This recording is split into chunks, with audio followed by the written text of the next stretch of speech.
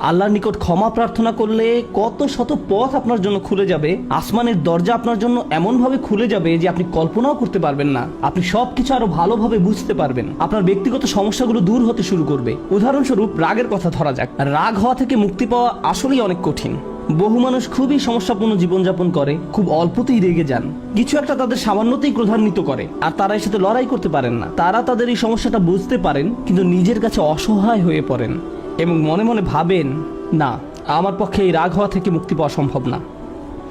হুদায়বিয়ার সন্ধির সময় সাহাবীরা খুবই রাগান্বিত হয়ে পড়েছিলেন। তাদের রাগ দূর করা সম্পর্কে আল্লাহ কি বলছেন?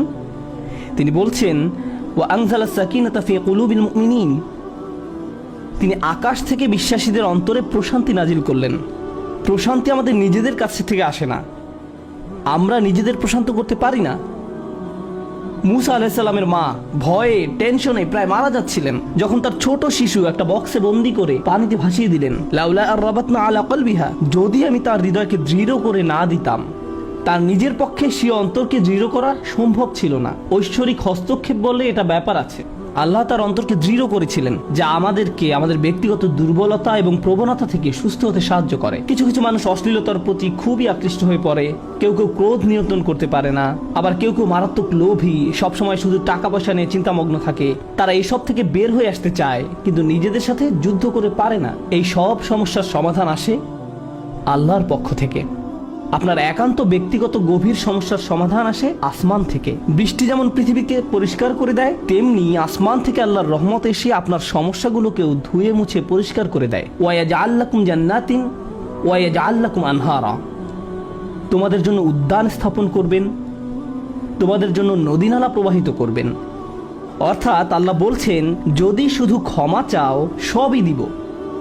আমি আপনি মনে করি যে যদি আমরা আল্লাহর কাছে ক্ষমা চাই তাহলে শুধু ক্ষমা পাবো, কিন্তু আল্লাহ বলছেন, যদি ক্ষমা চাও তাহলে এমন কিছু নেই যা আমি তোমাদের দিব না। বিষয়টা এমন যে আপনি ইচ্ছা করলে এক এক করে বিভিন্ন জিনিস চাইতে পারেন, অথবা শুধু ক্ষমা চান তাহলে সবই পাবেন। কি আর বাকি থাকে? অর্থ, সন্তান সন্ততি, আপনার সকল সমস্যার সমাধানে আকাশ খুলে যাবে, বাগান, নদী, সব কিছু আপনার জন্য প্রস্তুত। মানুষ সাধারণত মনে করে যে যদি তার আল্লাহর ক্ষমা চায় তাহলে এটা শুধু তাদেরকে পরকালে সাহায্য করবে, কিন্তু এই আয়াতগুলো আমাদের বলছে না। এই আয়াতগুলো আমাদেরকে বলছে যে না, আল্লাহ শুধু আমাদেরকে পরকালেই সাহায্য করবেন তা নয়, তিনি আমাদেরকে এই দুনিয়াতেও সাহায্য করবেন। একবার হজের কথা চিন্তা করুন। আমার আপনার জন্য হজের সবচেয়ে বড় অনুপ্রেরণা হলো আমাদের অতীতের সকল গুনাহ মাফ করে দেওয়া হবে। আমরা নতুন করে আবার শুরু করতে পারবো। যে কাপড়ে আপনি কবরে শায়িত হওয়ার কথা, সেরকম একটি কাপড়ে আপনি হজে যান। এমনকি হজের সময় যখন আমরা মার্চ করি, সেই সম্পর্কে বলা হয়েছে, সুম্মা আফিদু মিন হাইসু আফদান নাস ওয়াস্তাগফিরুল্লাহ, অতঃপর তোমরা প্রত্যাবর্তন করো যেখান থেকে মানুষরা প্রত্যাবর্তন করে, এবং আল্লাহর কাছে ক্ষমা চাও। হজের মূল বিষয় হলো আল্লাহর নিকট ক্ষমা চাওয়া। এটাই হজের মূল উদ্দেশ্য। আর সেই হজের সময় আমরা কি দোয়া করি? রব্বানা আতিনা ফিদ দুনিয়া হাসানা ওয়া ফিল আখিরাতি হাসানা ওয়া ফিল আখিরাতি হাসানা। প্রতিটি তাওয়াফে একই দোয়া পাঠ করা হয়, যা কোরআন মাজিদে এসেছে। রব্বানা আতিনা ফিদ দুনিয়া ওয়া ফিল আখিরা ও রব্বানা আতিনা ফিদ দুনিয়া হাসানা ওয়া ফিল আখিরাতি হাসানা। আমাদেরকে এই দুনিয়ার কল্যাণ এবং পরকালের কল্যাণও দান করুন। অন্য কথায়, এই দুনিয়ায় আমাদেরকে এমন কল্যাণ দান করুন যা পরকালের কল্যাণকে নিশ্চিত করবে। এরকম কিছুর অস্তিত্ব রয়েছে, আর এই সব কিছু আমরা তখনই পাবো যখন আমি আপনি আন্তরিকতার সাথে আল্লাহর নিকট ক্ষমা চাইব। খুতবার এই অংশটার উদ্দেশ্য ছিল আপনাদের নিকট ক্ষমা চাওয়ার কিছু উপকারিতা তুলে ধরা, ক্ষমা চাওয়ার লক্ষ্য বর্ণনা করা। কিন্তু আমরা এখনো বলিনি যে কিভাবে ক্ষমা চাইব। কেউ কেউ কৃত্রিম উপায়ে ক্ষমা চায়, আস্তাগফিরুল্লাহ আস্তাগফিরুল্লাহ আস্তাগফিরুল্লাহ। কারো কারোর জন্য এটা এত নকল যে একবার আলী রাদিয়াল্লাহু তাআলা আনহু একজনকে এরূপ করতে দেখে বললেন, তোমার ইস্তেগফারেরও ইস্তেগফার প্রয়োজন। এর মাধ্যমে শুধু জিহ্বার ব্যায়ামই হয়, আর কিছু না। আমি এখন আপনাদের এমন একটি বিষয়ের কথা বলবো যা আমাদেরকে আল্লাহর নিকট ক্ষমা চাওয়া থেকে বিরত রাখে। বিষয়টা একজনের কাছে কতটুকু প্রত্যাশা করা হয় তার সাথে সম্পর্কযুক্ত। কিছু কিছু মানুষ মনে মনে এই সিদ্ধান্তে উপনীত হয়ে যায় যে আমি সারা জীবন ধরে অসংখ্য পাপে নিমজ্জিত ছিলাম, আল্লাহ মনে হয় আমাকে খুব একটা পছন্দ করেন না। কোনো কোনো মানুষ এমনকি এতদূর পর্যন্ত চলে যায় যে বলে ওঠে, আল্লাহ আমাকে পছন্দ করেন না, আল্লাহ আমার উপর খুবই রাগান্বিত। আমি জানতাম আল্লাহ এই কাজগুলো আমাকে করতে নিষেধ করেছেন, কিন্তু তারপরেও আমি করেছি। শুধু একবার নয়, বহুবার এই খারাপ কাজগুলো করেছি। সুতরাং আল্লাহর ভালো মানুষের তালিকায় আমি নেই। আমার নামাজের কোনো দাম নেই।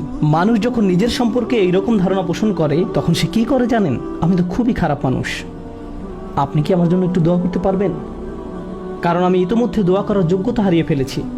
এখন আপনাকে আমার জন্য দোয়া করতে হবে, কারণ আমি আশা করছি আল্লাহ অন্তত আপনার দোয়া কবুল করবেন।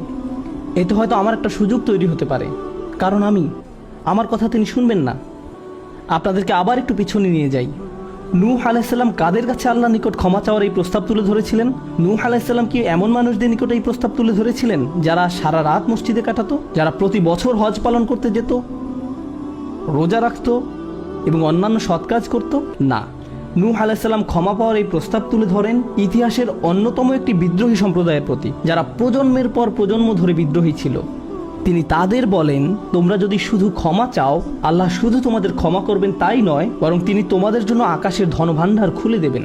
নিজের সম্পর্কে এমন বলবেন না যে আমি অনেক দূরে হারিয়ে গেছি, যদি কিছু হয় তা হবে আমার মায়ের দোয়াতে বা অন্য কারো দোয়াতে। আপনার মনের এমন অবস্থার সুযোগ গ্রহণ করে শয়তান। মানুষের মনের হতাশাজনক পরিস্থিতির সুযোগ গ্রহণ করে শয়তান, আর এর মাধ্যমে তাকে শিরকে নিমজ্জিত করে। এই হতাশা শিরকের একটি দরজা।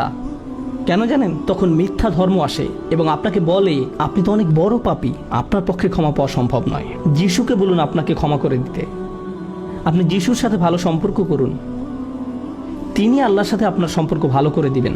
আল্লাহ এবং আপনার মাঝখানে যিশু এসে দাঁড়াবে, অথবা তারা অন্য কাউকে মাঝখানে দাঁড় করাবে, বলবে অমুক পীর, তার কবরের কাছে গিয়ে কিছু চকলেট রাখো। তাহলে তিনি আল্লাহকে বলবেন আপনার সমস্যার সমাধান করে দিতে। আপনি এখন আল্লাহর সাথে কথা বলতে পারবেন না, কিন্তু ওই পীর তিনি আল্লাহর প্রিয় বান্দা, তাই আপনি তার মাধ্যমে আল্লাহর কাছে আপনার দরখাস্ত পেশ করুন। এভাবে শিরকের দরজা খুলে যায়। অন্য কথায়, আল্লাহর সাথে আমাদের সরাসরি যোগাযোগের মূল বিষয়টি তাওহীদের মানেই হলো সরাসরি যোগাযোগ। লা ইলাহা ইল্লাল্লাহ একই কথা বলে, আর এই সব কিছুর মূল কথা হলো আপনার যা প্রয়োজন তা সরাসরি আল্লাহর নিকট প্রার্থনা করুন। যে বিষয়টি আমাদের সকল প্রয়োজন পূরণ করবে তা হলো আল্লাহর নিকট ক্ষমা প্রার্থনা করা। এখন এই ক্ষমা চাওয়াটা দুইভাবে হয়ে থাকে, জিহ্বার মাধ্যমে ক্ষমা চাওয়া এবং অন্তরের মাধ্যমে ক্ষমা চাওয়া। মানুষ সাধারণত নিজের পক্ষে যুক্তি দিয়ে থাকে। আমি যদি কোনো কারণে আপনার সমালোচনা করি, যেমন ধরুন কাউকে বললাম, এই যে আমি আপনাকে অমুক অমুক কথা বলতে শুনেছি, সে তাৎক্ষণিক হয়তো বলে উঠবে, এক্সকিউজ মি, আমি এমনটা বোঝাতে চাইনি, আপনি তো পুরো ঘটনাটা জানেনই না। আপনি সাথে সাথে নিজের পক্ষে যুক্তি দিতে শুরু করেন, আত্মরক্ষামূলক হয়ে ওঠেন। বালিল ইনসানু আলা নাফসিহি বাসীরা ওয়ালাউ আলকা মাআযিরা। মানুষ নিজের সম্পর্কে সুধারণা পোষণ করে, তারা প্রচুর অজুহাত দেখায়। আপনি যদি আসলেই আল্লাহর ক্ষমা চান, আপনাকে নিরিবিলি একটা সময় খুঁজে পেতে হবে। যদি আরবিতে দোয়া করতে না পারেন, কোনো সমস্যা নেই, আপনি শুধু পাঞ্জাবি, বাংলা, বাহাসা বা উর্দু জানেন, কোনো ব্যাপার না। আপনি আপনার নিজস্ব ভাষাতেই আল্লাহর সাথে কথা বলুন, আন্তরিকতার সাথে আপনার অপরাধগুলো স্বীকার করুন, কোনো অজুহাত দেখাবেন না। এরকমটা করতে পারা আসলেই কঠিন, কারণ আয়নার সামনে দাঁড়িয়েও আমরা নিজের সাথে মিথ্যে কথা বলি, নিজেকে এভাবে প্রবোধ দেই, আমি আসলে অত খারাপ না, আমি যা যা করেছি তার কারণ আছে। যখন আপনি আল্লাহর সামনে দাঁড়াবেন, নিজের কাজের বৈধতা দেওয়ার কথা ভুলে যান। আল্লাহ জানেন আপনি কি অবস্থার মধ্যে দিয়ে যাচ্ছেন, তিনি জানেন এটা কঠিন সময় ছিল, তিনি জানেন অমুক অমুক বিষয় আপনাকে সম্পূর্ণ গ্রাস করে ফেলেছিল। ইয়া রব, আমি অনেক চাপের মধ্যে ছিলাম তাই মদ খেয়েছি। তিনি আপনার সবগুলো অজুহাত সম্পর্কে আপনার চেয়ে ভালোভাবে জানেন। আপনাকে অকপটে তার নিকট আসতে হবে, ফিল্টার ছাড়া, কোনো দ্বিধাদ্বন্দ্ব ছাড়া, নির্দ্বিধায়, কোনো রকমের বিব্রত বোধ করা ছাড়া।